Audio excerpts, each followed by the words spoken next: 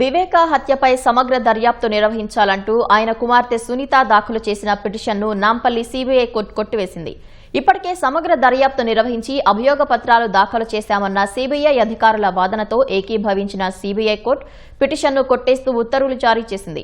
YS వివేక హత్యలో ఎన్నో సందేహాలున్నాయని, చాలా మంది అనుమానితులు ఇంకా బయటే తిరుగుతున్నారని, పూర్తిస్థాయి దర్యాప్తు చేయాలంటూ సునీత సుప్రీంకోర్టును ఆశ్రయించారు. ట్రయల్ కోర్టులోనే తేల్చుకోవాలంటూ సుప్రీంకోర్టు సునీతను ఆదేశించింది. సునీత పిటిషన్పై తగిన నిర్ణయం తీసుకోవాలని సీబీఐ కోర్టును సుప్రీంకోర్టు ఆదేశించింది. దీంతో సునీత సీబీఐ కోర్టులో పిటిషన్ దాఖలు చేశారు. ఈ పిటిషన్పై వాదనలు విన్న సీబీఐ కోర్టు కిరణ్ రెడ్డి, అర్జున్ రెడ్డిల మధ్య హత్య జరిగిన రోజు పంపించుకున్న సందేశాల గురించి దర్యాప్తు చేయాలని సీబీఐ అధికారులను ఆదేశించింది. సీబీఐ అధికారులు ఇద్దరి సెల్ ఫోన్లను వివేక హత్య జరిగిన రోజు పంపించుకున్న సందేశాల గురించి దర్యాప్తు చేశారు. హత్యకు సంబంధించి ఇద్దరి మధ్య ఎలాంటి సందేశాలు కొనసాగలేదని సీబీఐ అధికారులు కోర్టుకు తెలిపారు.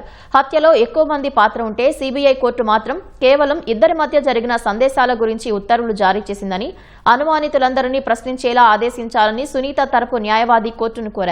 ఇప్పటికే అందరినీ ప్రశ్నించామని, అభియోగ పత్రాలు సైతం దాఖలు చేస్తామని, సునీత తరచూ పిటిషన్లు వేస్తుండటం వల్ల విచారణ ఆలస్యమవుతుందని సీబీఐ తరపు న్యాయవాది కోర్టుకు తెలిపారు. ఇరువైపులా వాదనలు ముగిసిన తర్వాత సీబీఐ కోర్టు సునీత పిటిషన్ను కొట్టేస్తూ ఉత్తర్వులు జారీ చేసింది.